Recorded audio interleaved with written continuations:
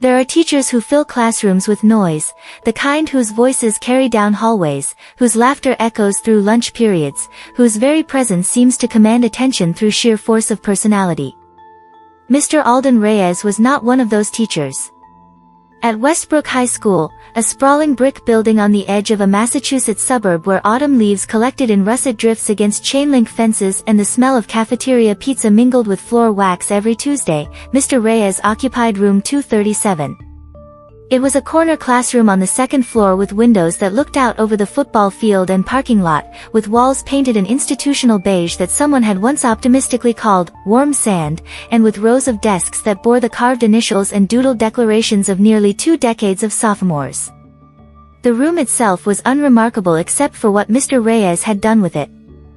Every available wall space held something. Maps marked with colored pins showing migration patterns and historical trade routes, a timeline of scientific discoveries that stretched across the back wall like a paper river, quotes from thinkers ranging from Aristotle to Maya Angelou written in careful block letters on construction paper, and a single poster near his desk that simply read, "The question isn't, what do I need to know? It's, why does this matter?" Mr. Reyes himself was a man of 46 who dressed in variations of the same outfit, khaki pants, button-down shirts in muted colors, a navy cardigan when the building's ancient heating system couldn't quite manage the November chill. He wore wire-rimmed glasses that he had a habit of removing when he was thinking deeply, holding them by one temple and gesturing with them as he spoke. His hair had gone gray at the temples in a way that made him look distinguished rather than old, and he had the kind of face that students described as kind but serious, which really meant they couldn't get away with anything but felt safe trying. In his 18 years at Westbrook High, Mr. Reyes had taught approximately 2,000 students. He remembered most of their names, many of their faces, and quite a few of their particular struggles and triumphs. Former students sometimes returned to visit, now in their 30s with careers and children of their own, and they'd tell him, "You changed how I think about learning." Not, "You taught me history," or, "You helped me pass," but something deeper, more fundamental. Mr. Reyes didn't demand attention through volume or charisma. He earned it through consistency, fairness, and what could only be described as a quiet wisdom that made students feel genuinely seen. When he asked a question in class, he waited, really waited, through the uncomfortable silence, for thoughtful answers. When he returned assignments, his comments filled the margins in small, neat handwriting, not just corrections but questions that pushed students to think more deeply. When students struggled, he didn't lower his standards, he raised his support. His classroom was a place where intellectual honesty mattered more than right answers, where struggling with difficult concepts was valued over pretending to understand, where failure was treated as information rather than judgment. But here's the thing about that kind of teaching, it required students to meet him halfway. It required them to value the process of learning over the performance of having learned. And that's where Leena Patel came in. Among all the students who had passed through room 237 over 18 years, Leena stood out, not because she was the smartest, though she was certainly brilliant, and not because she worked the hardest, though her work ethic was exceptional, but because she represented something Mr. Reyes had seen increasingly over recent years. The perfectly optimized student who had mastered the game of school without necessarily understanding the point of education. Leena was 17 years old, a high school junior with dark hair usually pulled back in a practical ponytail, sharp brown eyes that missed nothing, and the kind of focused intensity that made her seem older than her age. She sat in the second row, third seat back, close enough to see the board clearly but not so close as to seem eager in a way that might invite teasing from classmates. Her desk was always organized, textbooks stacked by size, 3 different colored pens, black for notes, blue for homework, red for corrections, sticky notes marking important pages, a water bottle with measurement lines to ensure proper hydration throughout the day. She had never, in her entire academic career spanning 12 years, received anything less than an A. Her transcript was a perfect column of 4.0s. Her standardized test scores placed her in the 99th percentile. She was president of the National Honor Society, captain of the debate team, first chair violin in the orchestra, and a volunteer tutor at the public library every Saturday morning. College recruiters had started sending her letters in 9th grade. Her classmates joked, sometimes with admiration, sometimes with the edge of resentment, that she was powered by Google and ambition, that she probably had a secret algorithm for success, that she'd probably planned out her entire life on a color-coded spreadsheet that accounted for every variable. They weren't entirely wrong. Leena approached school with the systematic precision of someone solving a complex equation. She identified what teachers valued, determined the most efficient path to meeting those expectations, and executed flawlessly. Essays were submitted early. Projects exceeded requirements. Study guides were comprehensive enough to be published. She had transformed education into a process she could master through sheer discipline and strategic thinking, but Mr. Reyes, watching her over the first months of the school year, saw something that worried him. He saw a brilliant mind that had learned to perform brilliance rather than embody it. He saw someone who knew how to answer questions but rarely asked them. He saw perfect homework that hit every requirement but never ventured beyond them. He saw a student who could tell you what happened in history but struggled to grapple with why it mattered or what it meant. In class discussions, Leena participated with precision, her hand raised at appropriate intervals, her answers complete and correct, hitting all the points the rubric required. But there was something rehearsed about it, something that suggested she'd already decided what the right answer was and delivered it rather than genuinely exploring the question. One afternoon in late October, after a discussion about the causes of World War I, Mr. Reyes had asked the class a question that wasn't in their textbook: if you could have prevented the war, which single decision or moment would you change, and why? Students had offered various answers: the assassination of Archduke Franz Ferdinand, the alliance system, the arms race. Leena had raised her hand and delivered a comprehensive response that touched on multiple factors, demonstrated sophisticated understanding of the material, and would have earned full points on any essay exam. But when Mr. Reyes asked, "Which one do you actually think mattered most?" Not which one the textbook emphasizes, which one resonates with you as the key moment. Leena had hesitated, genuinely uncertain. The question wasn't asking for the correct answer but for her answer, her genuine intellectual engagement with the problem. And for perhaps the first time, she didn't have one prepared. That moment had stayed with Mr. Reyes.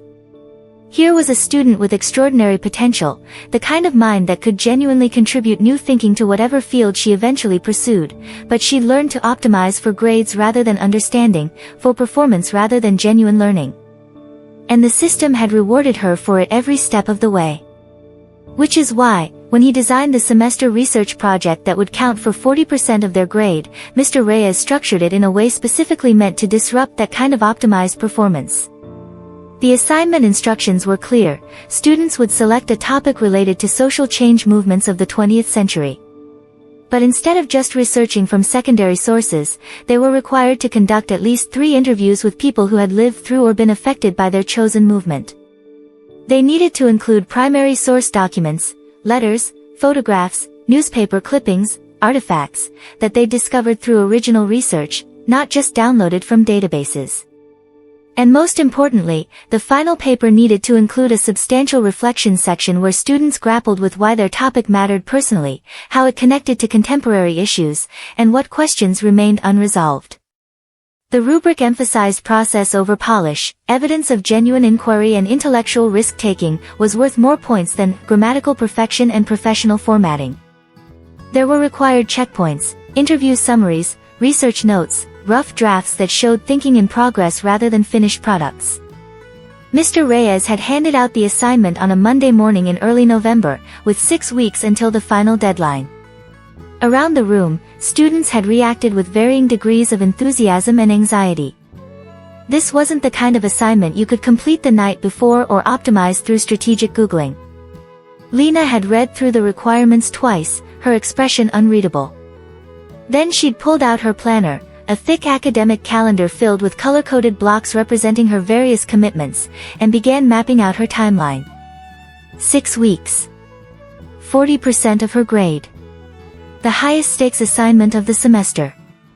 She was, of course, certain she would excel. The assignment. Leena chose the civil rights movement, specifically focusing on the desegregation of schools in the Boston area. It was a solid choice, significant historical importance, local relevance, plenty of available research materials. Within the first week, she'd compiled an impressive bibliography of academic sources, created a detailed outline, and drafted her thesis statement. The interviews, she decided, could wait. She wanted to fully understand the historical context first, to be properly prepared before she started talking to people. The primary sources could be gathered from the Boston Public Library's archives, which she'd visit in week 4 after she'd written most of the paper and knew exactly what documents she needed to support her arguments.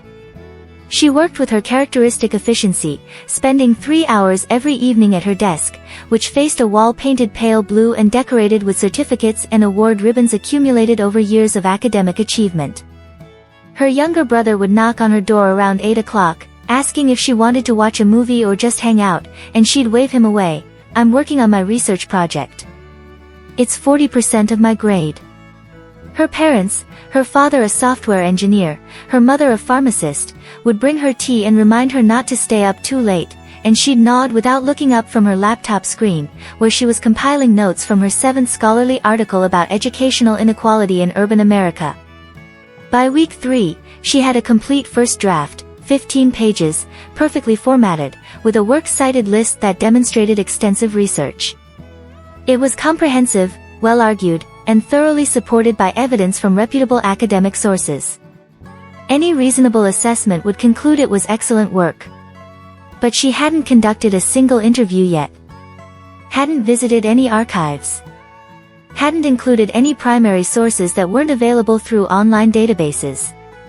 And the reflection section, the part asking why this mattered personally, consisted of 3 paragraphs of thoughtful-sounding but ultimately generic statements about the importance of equality and justice. The checkpoints required by Mr. Reyes had been adjusted. The interview summaries she submitted were based on published oral histories she'd found rather than conversations she'd conducted. The research notes showed a linear path from question to answer rather than the messy process of genuine inquiry. The rough draft looked suspiciously polished.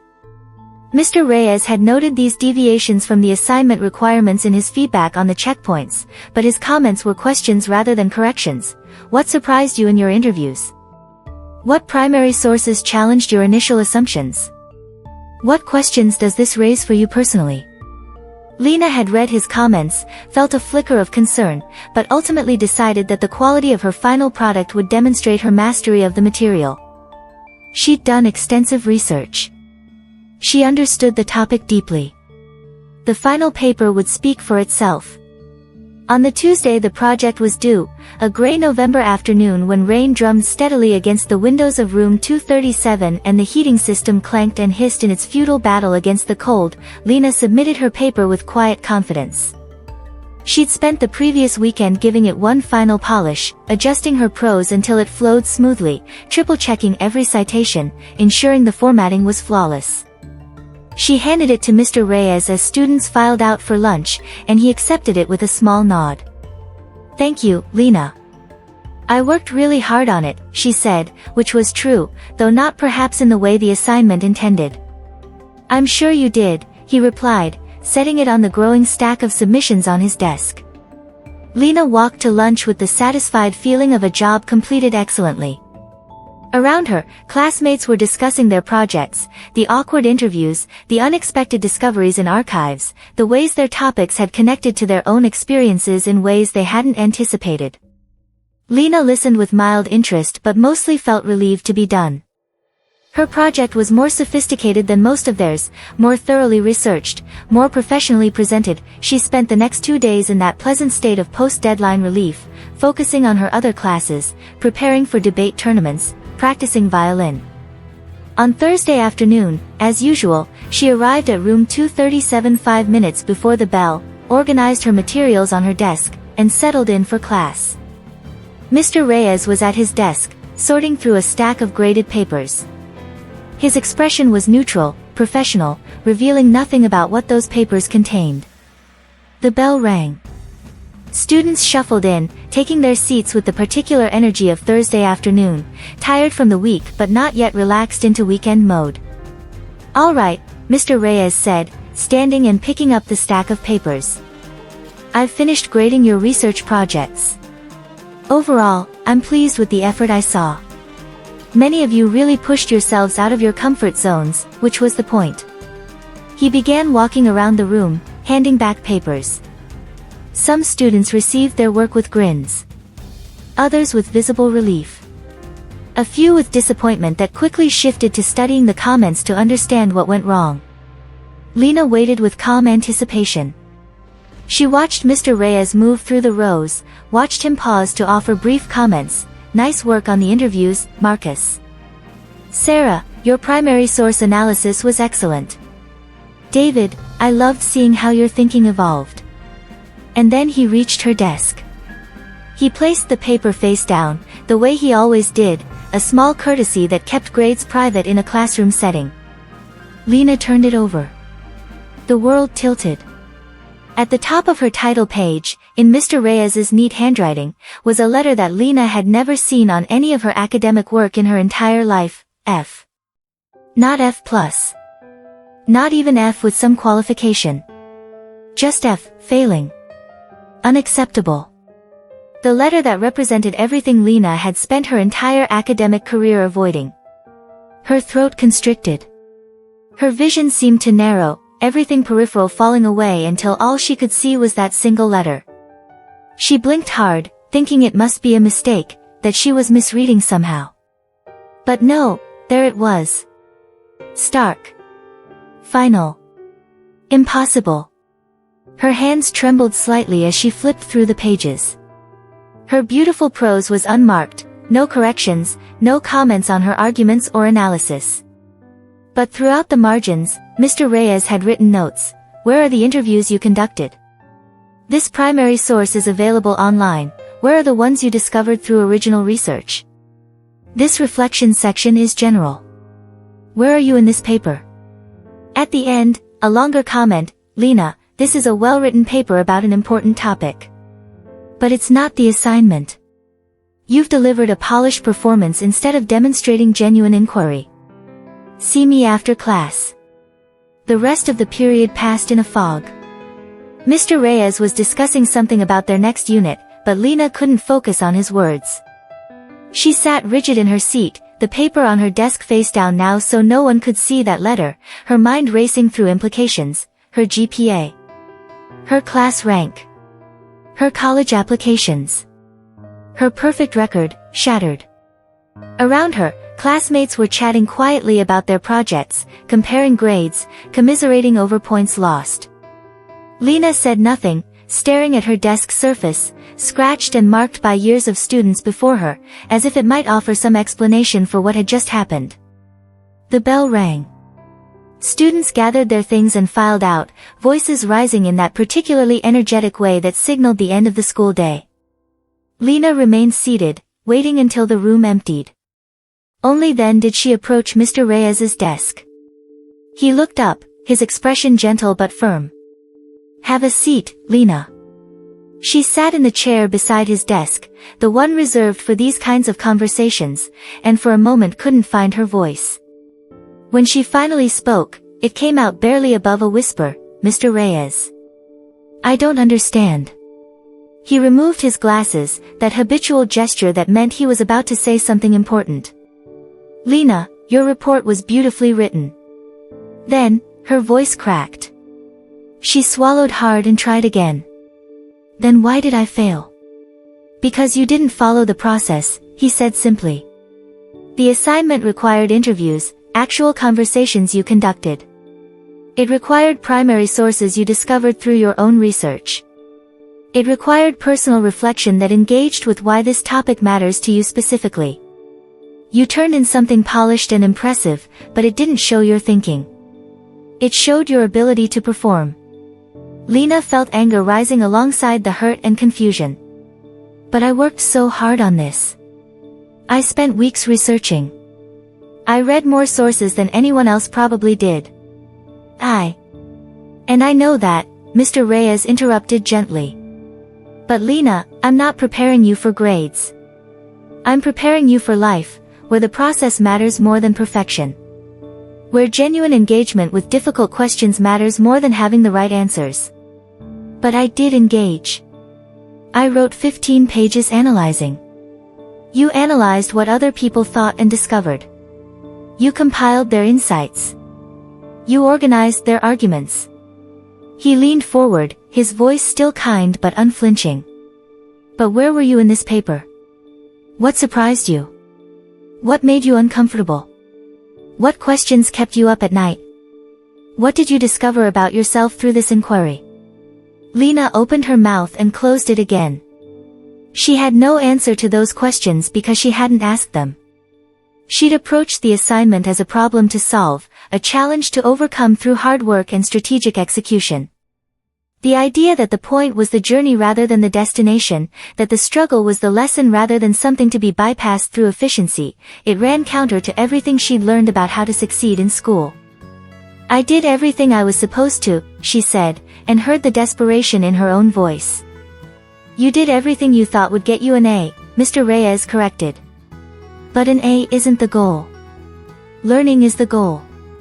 Growth is the goal.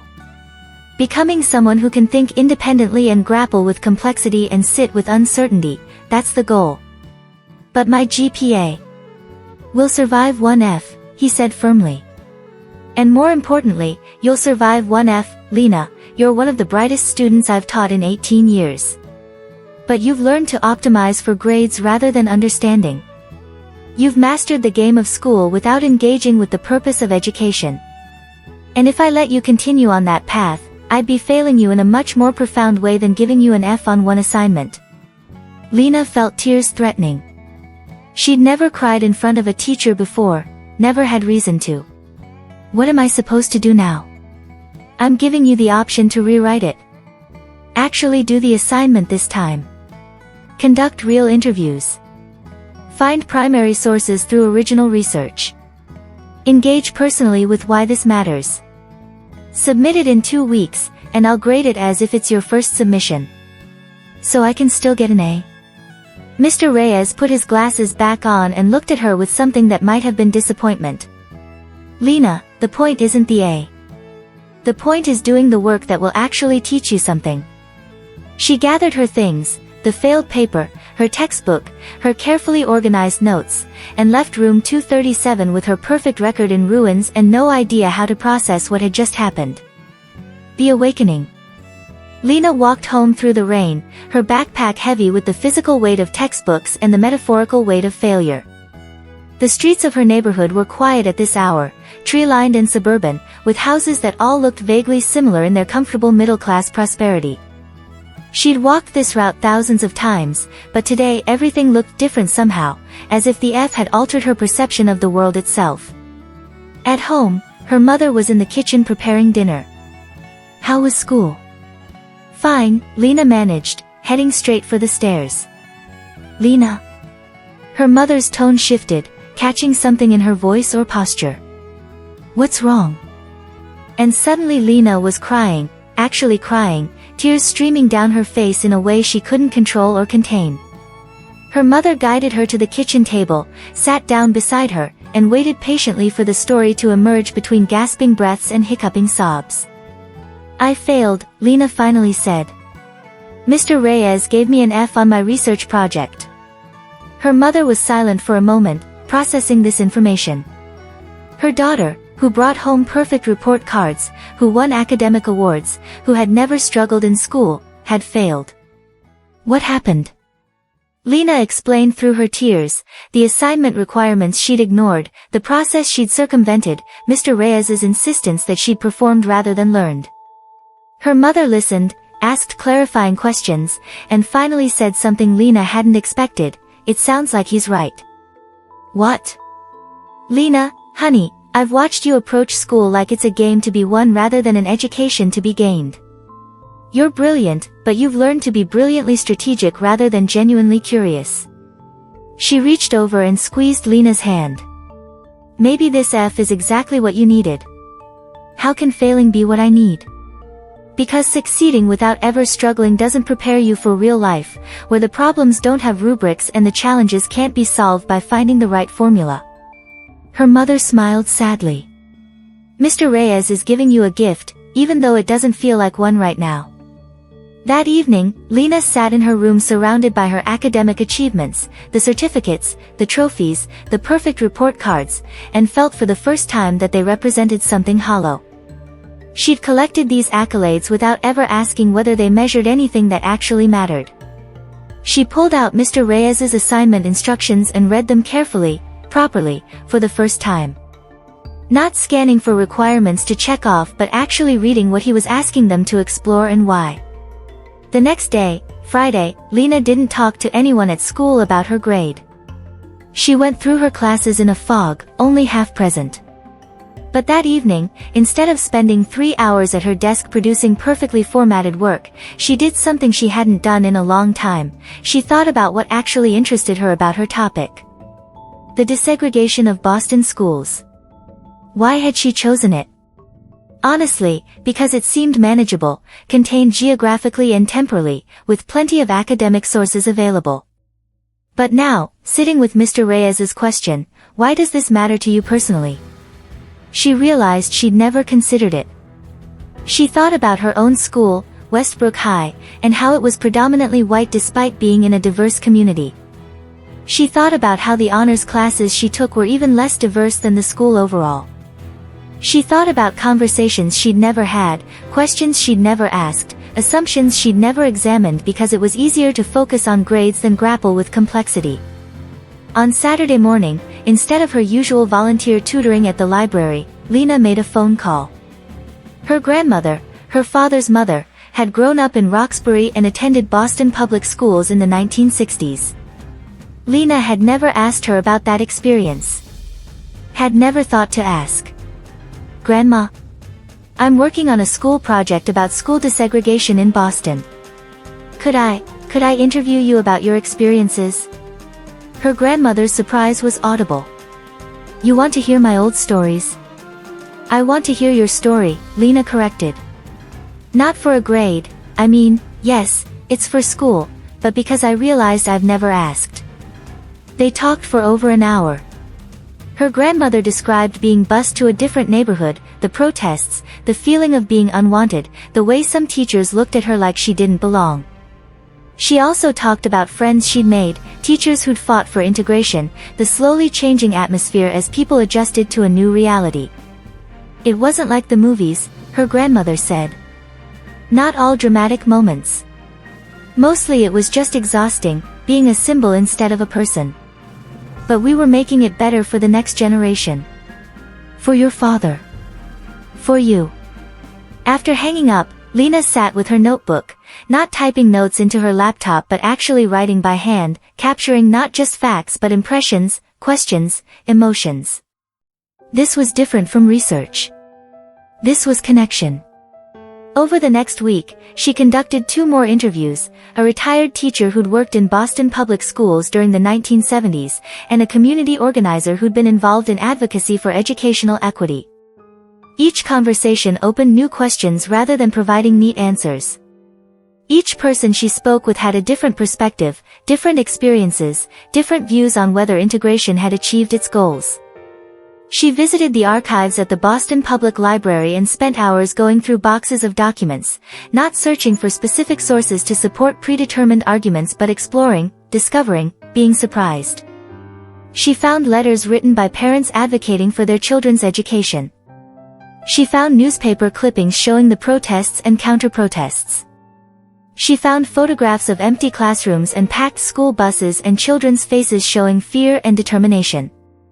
One photograph in particular stopped her, a young black girl, maybe 10 years old, walking into a school surrounded by angry protesters. The girl's face showed not fear but a kind of dignified resolve that made Leena's chest tight. This wasn't history, this was a person, a child, experiencing something Leena couldn't fully comprehend from her comfortable suburban high school. The reflection section of her paper became the hardest part to write because it required genuine vulnerability. She had to admit her own ignorance, her own complicity in systems she'd never questioned, her own discomfort with questions that didn't have clear answers. She wrote, "I chose this topic initially because it seemed manageable, contained, safe. But there's nothing safe about asking why schools in my own community remained segregated decades after the law required integration. There's nothing comfortable about recognizing that I've benefited from systems designed to advantage some students over others. This research didn't give me answers, it gave me questions I'll be grappling with for years. When she submitted the revised paper 2 weeks later, it was shorter than her first version, only 12 pages, and less polished. There were sentences that didn't flow perfectly because she'd struggled to articulate complex ideas. The structure was less linear because genuine inquiry doesn't follow a predictable path. But it was real. It was hers. It showed her thinking, her struggle, her growth.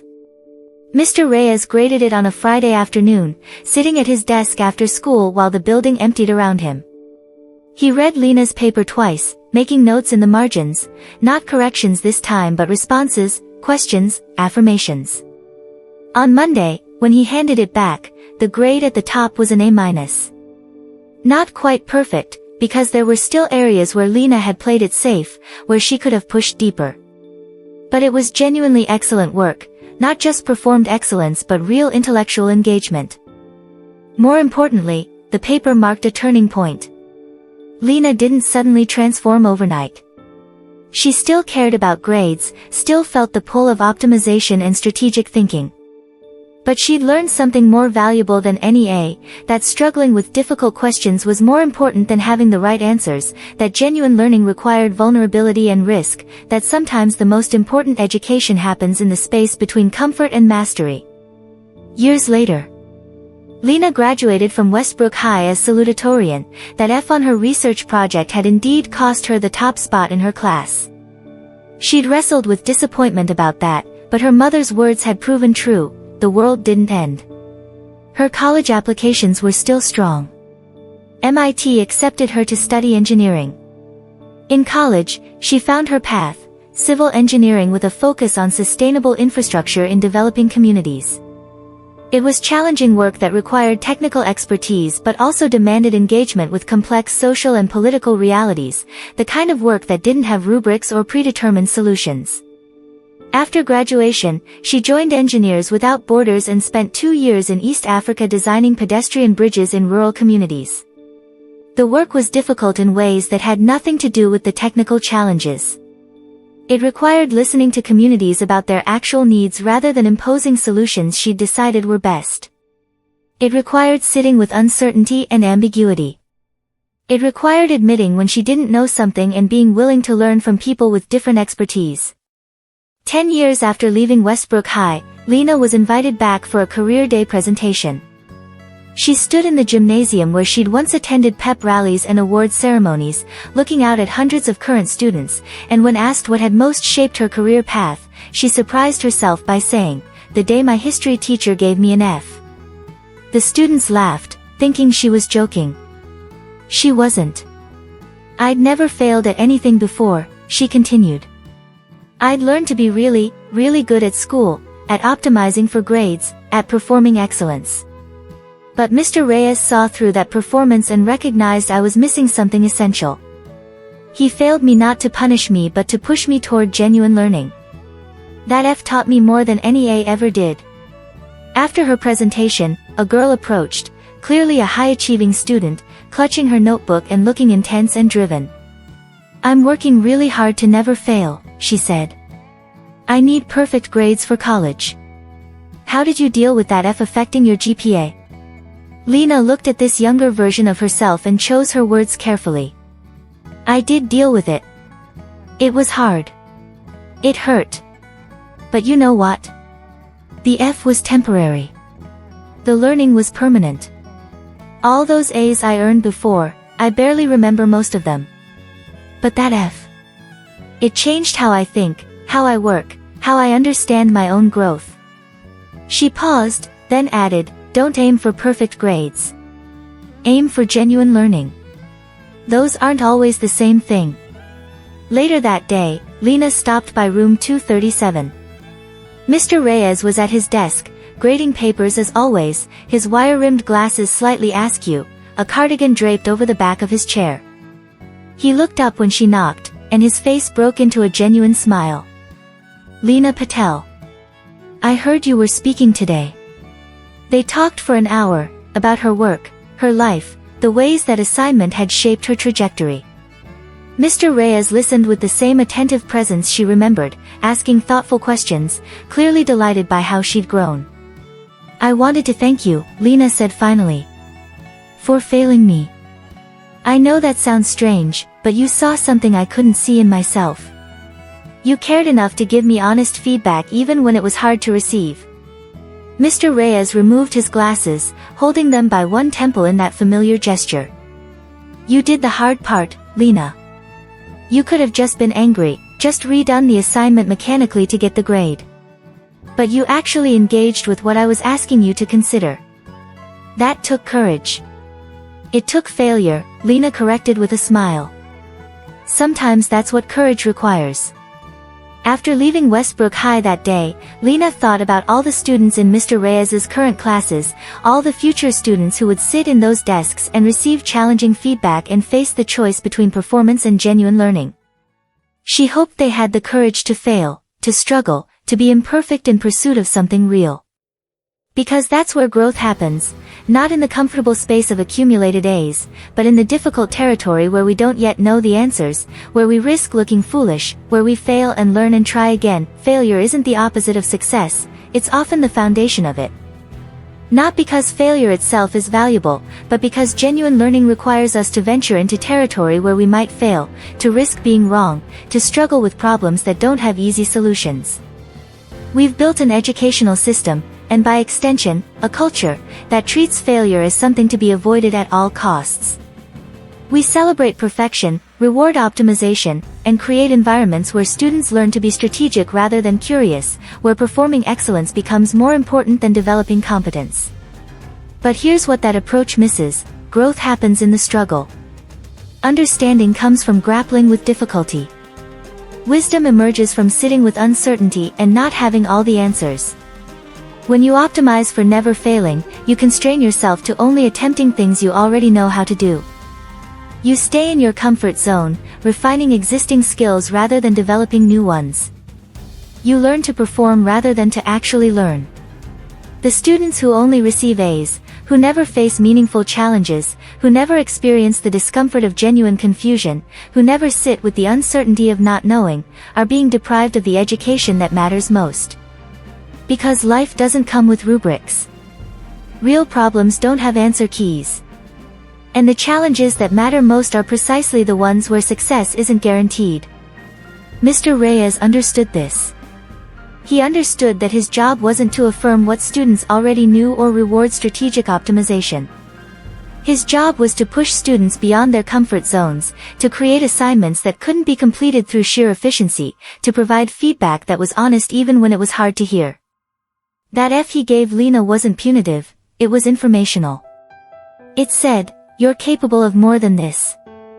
You're settling for performance when you could be pursuing genuine understanding. I care about you too much to pretend this is acceptable."